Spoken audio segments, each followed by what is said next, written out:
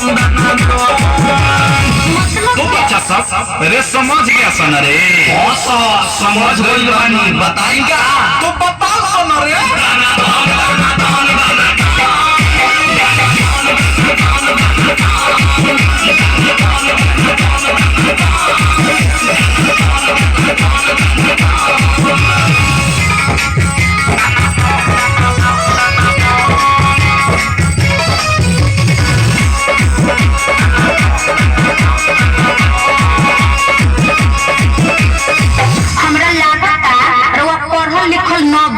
लिखल पढ़ल बानी, जब मरद के फुल फॉर्म बता देनी तो तनी यारों के बताइए दे।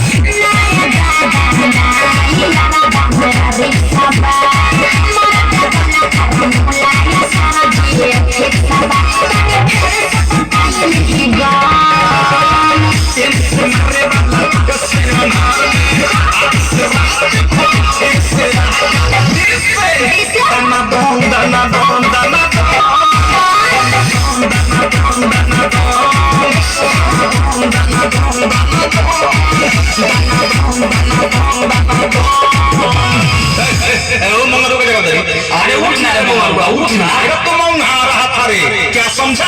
बताओ तो तने।